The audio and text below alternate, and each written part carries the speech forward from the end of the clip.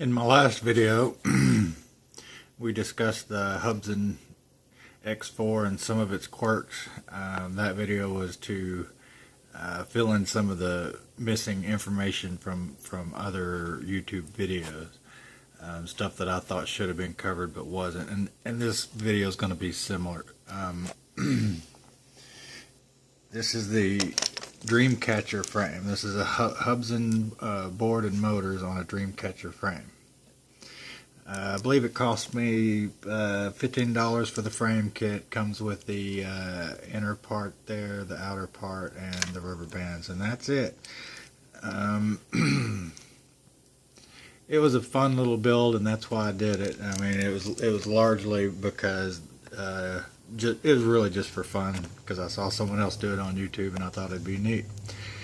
A few things though that I wanted to cover that the other YouTube videos didn't.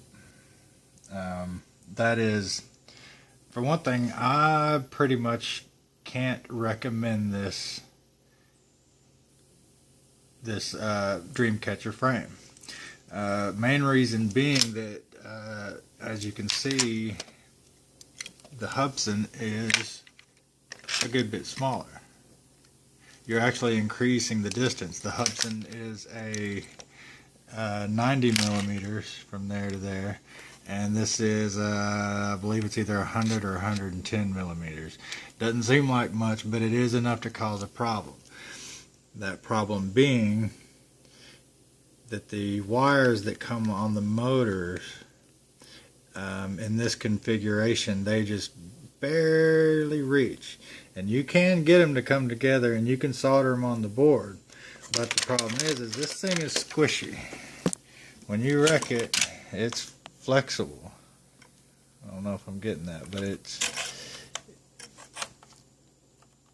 You see them wires jumping around?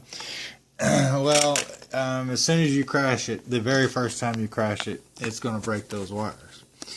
And it caused a lot of, it almost ruined this board for me because it kept pulling the wires loose and it was damaging the part where the wire connected to the board, and I had to get creative to get it to work again.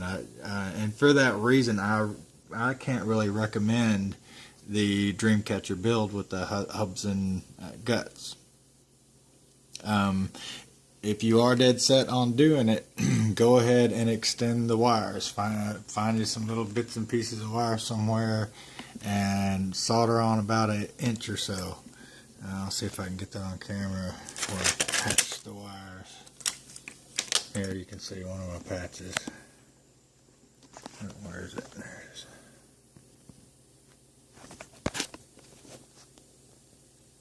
There, you can see where I have that white extending it. But yeah, you're gonna wreck it and you're gonna pull those wires out. I think I would have to recommend another build, a smaller framed build, just to make it easier so you don't have to extend the wires. I mean, truth be told, you have to solder anyway, because you do have to cut the motors loose to get it out of the frame. Unless you want to cut the frame into little bitty pieces, I suppose. But anyway, another point I wanted to cover was you're going to need hot glue. You can see I've secured my motors with some hot glue dots. The battery frame is held in with hot glue dots. But use your hot glue sparingly, because it's very likely you're going to have to pull it apart for repairs or improvements. Another thing to note, I did leave the camera off. I don't care much for the camera because the video is so shaky and low quality, low quality anyway. So for the sake of keeping it light and sporty, I did leave the camera off.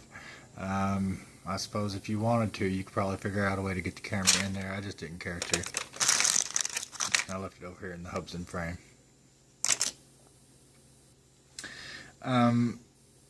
Another thing I wanted to discuss is that it does change the flight characteristics of the X4. It's faster.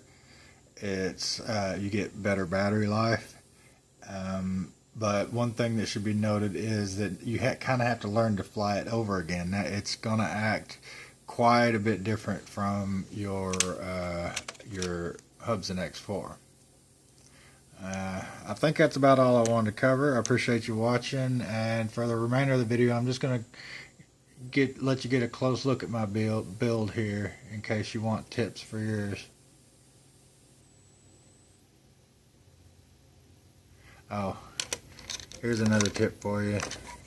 You want to anchor your wires, like your battery wires, something that gets handled a lot, or something that's going to get yanked on. Go ahead and anchor that down with some hot glue so you don't pull it out of your board. You are saving weight, but it exposes your wires, and it can definitely pull some wires loose. I've had to do several repairs already. I did put the LEDs in kind of the stock location, pointing up towards the blade. I saw in other videos, you know, they pointed them down or pointed them out or whatever. I didn't have any problem with the stock configuration, so I decided to just go with it. I did use both sets of rubber bands. It comes with 8, and I started off with just the green ones, but I felt like that was allowing that middle section to bounce around too much, and it was pulling my wires loose, so I added the second set of rubber bands. Again, I'm going to give you one more look.